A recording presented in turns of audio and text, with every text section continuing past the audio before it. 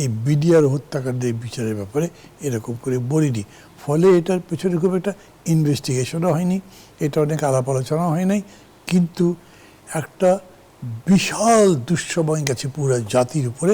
কারণ তখনকার ঘটনা প্রত্যেকের মনে আছে, বিশেষ করে ধরেন ওই যে বিশাল ড্রেন দিয়ে যে লাশগুলো আসছে, মানে এই দৃশ্যটা এখন আমার চোখের সামনে। এই রিপোর্ট নিশ্চয়ই পর্যবেক্ষণ করেছেন আপনি, একটু আপনার কাছ থেকে জানতে চাই, কিছু জিনিস হচ্ছে সামনে চলে এসেছে যারা হচ্ছে এখনো বড় বড় দায়িত্বে আছেন, হ্যাঁ সেটির ক্ষেত্রেও সামনে নির্বাচন, সরকারের আরো অনেক কাজ, এই যে মানে গুরুতর অভিযোগগুলো যাদের ব্যাপারে আছে তাদের ব্যাপারে সরকারের কি স্ট্যান্ড নেওয়া উচিত, এবং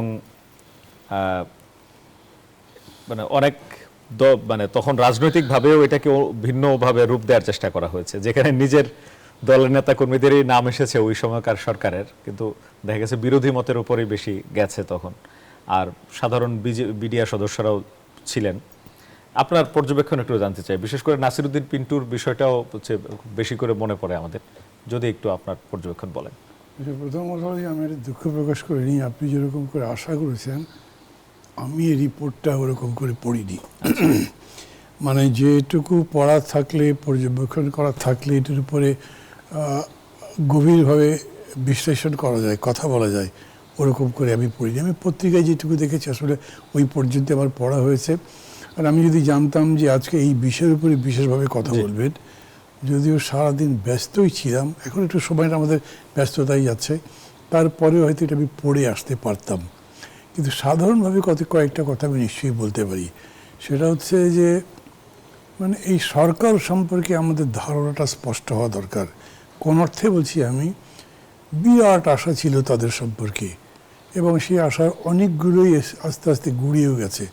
মানে আমি ভেবেছি তার সম্পর্কে 100, দেখেছি যে 40, আমি আমার কথা বলছি না, কমনারদের কথা বলছি, 40টা পয়েন্ট আমার মনে হচ্ছে যে আমি হতাশ হলাম, এটা এরকম কেন। আবার আমি যে 40টা পয়েন্টে হতাশ হয়েছি, আরেকজন হয়তো অন্য 40টা পয়েন্টে, আরেকজন আরেকটা 10 পয়েন্টে, এরকম করে সব মিলে এই সরকারকে কেউ একটা সফল সরকার বলে না। 24-এর অভ্যুত্থানের যে আকাঙ্ক্ষা সমগ্র জনমানুষের তৈরি হয়েছিল, সেগুলো যে তারা খুবই প্রতিনিধিত্ব করতে পেরেছেন সেরকম নয়। আবার এরকম যদি বলি আমি, তাহলে যে কেউ আমাকে আবার এক পেশেও বলতে পারে, কারণ অনেকগুলো কাজ তাদের বলা যেতে পারে তারা তো করেছেন। যেমন ধরেন, কেউ আমরা নিশ্চয়ই প্রত্যাশাই করি যে কোনোদিন শেখ হাসিনার ফাঁসির আদেশ হতে পারে, কোনোদিন তার কন্যা এবং পুত্রের দণ্ডাদেশ হতে পারে, কিংবা স্বরাষ্ট্রমন্ত্রীর ফাঁসির আদেশ হতে পারে। এটা হয়েছে, কার্যকর হয়েছে বা না হয়েছে সেটা তো আরেক বিবেচনার বিষয়, কিন্তু এগুলো করেছেন।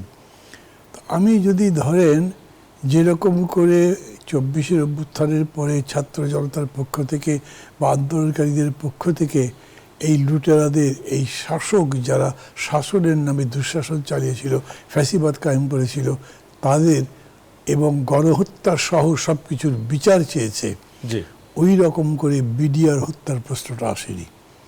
এবং ওই বিচারটা কিন্তু ওই সরকার যতখানি পেরেছেন করেছেন। প্রথম দিকে খেয়াল করেন, অভিযোগ উঠেছিল যে বিচারকে এড়িয়ে যাওয়া হচ্ছে, বোধহয় এই সরকার আমাদের বিচারটা হবে না। আমাদের সংশয় হচ্ছিল যে এর পরেও যারা ক্ষমতায় আসবেন তারা যে বিচার করবেন তারই বা গ্যারান্টি কি, অতএব আমরা এই সরকারের কাছেই চাই। কিন্তু ইকুয়ালি আমরা এই বিডিআর হত্যাকাণ্ডের বিচারের ব্যাপারে এরকম করে বলিনি। ফলে এটার পেছনে খুব একটা ইনভেস্টিগেশনও হয়নি, এটা অনেক আলাপ আলোচনা হয় নাই, কিন্তু একটা বিশাল দুঃসময় গেছে পুরো জাতির উপরে। কারণ তখনকার ঘটনা প্রত্যেকের মনে আছে, বিশেষ করে ধরেন ওই যে বিশাল ড্রেন দিয়ে যে লাশগুলো আসছে, মানে এই দৃশ্যটা এখন আমার চোখের সামনে ভাসছে। আর শাকিল তো মানে ব্যক্তিগতভাবে খুবই একটা ব্রিলিয়ান্ট অফিসার ছিলেন, যার সম্পর্কে সবাই বলেছে কষ্টের কোনো সীমা নাই। যেরকম করে ভেতরে যারা বাস করতেন, ওই সমস্ত অফিসারদের আত্মীয় স্বজন, পরিবার পরিজন, স্ত্রী কন্যা, তারা যে বেরিয়ে আসছেন ওই ক্যাম্প থেকে, বিডিআর পিলখানা থেকে, তাদের সাথে সাংবাদিকরা গিয়ে কথা বলতে চেয়েছেন বা কথা বলেছেন, তারা যেরকম এক্সপ্রেশন দিয়েছেন, তাদের যে চোখ মুখ, বোঝা গেছে বিভীষিকা গেছে তাদের উপরে। এগুলো 24-এর অভ্যুত্থানের সফলতার পরে ওই রকম করে আমাদের সামনে আসেনি। অথচ মানে সাধারণভাবে ধরেন এরকম করে বিষয়টা প্রতিভাত হয়েছে মানুষের সামনে যে এইটা একটা বাহিনীকে মানে আমাদের সেনাবাহিনীকে ধ্বংস করে দেওয়ার জন্য একটা খুবই প্ল্যান্ড অ্যান্ড ওই অর্থে তাদের মতো করে যে সাকসেসফুল একটা অপারেশন হয়েছে।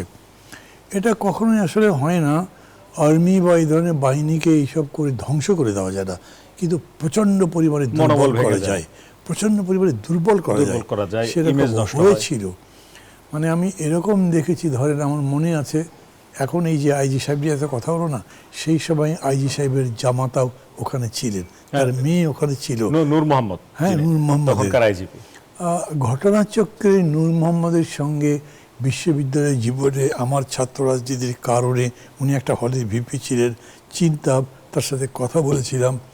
মানে আমার জাস্ট কথা বলতে বলতে মনে হয়েছে যে ওই যে মাছের আগে কবিতা একটা আছে, মানে দুঃখ গিলে খাওয়ার মতো কথা বলছেন, এবং আমার মনে হচ্ছে যে উনি বেদনা চিবাচ্ছেন, দুঃখ গিলে খাচ্ছেন, এবং তার চোখে মুখে পুরা মানে মুখমণ্ডলের মধ্যে দুঃখের ছায়া, কিন্তু চোখে একটা আনন্দের একটা প্রশান্তির ভাব ফুটে তোলার চেষ্টা করছেন। কি কারণ হতে পারে? মানে বহু নারী ইজ্জত হারিয়েছেন যার তার কাছে, মানে একদম বিডিআরের বা যারা যারা এই বিউটিটা করেছিল বুঝে না বুঝে, তাদের হাতে ইজ্জত নষ্ট হয়েছে, তারা বাইরে এসে বলতে পারেননি, কেউ কাউকে কিছু বলতে পারেনি। আমরা সবাই মানে জাতির ইজ্জত রক্ষার জন্যে চুপচাপ ছিলাম। এক কথায় বলতে পারি, এই নৃশংসতার যদি বিচাররা হয় তাহলে অনেক কিছুই, আমরা যে বলি যে বিচারের সংস্কৃতি চালু করতে হবে, বিচার চালু করতে হবে, এই জিনিস কিন্তু হলো না। আপনি শেখ হাসিনার ফাঁসি দেন বা না দেন, একটা অর্ডার তো দিয়েছেন, ওটা করেও হ্যাঁ আমি বলবো অনেক দূরে গিয়েছে, একটা প্রায় অসম্ভব জিনিস যে আমাদের কল্পনার মধ্যে ছিল না সেটা হয়েছে, কিন্তু তার মানে এটা কমপ্লিট হয়নি, আর ওগুলো বাকি রাখলে কমপ্লিট হবেও না। অতএব এই জায়গায় আমাদের যাওয়া দরকার।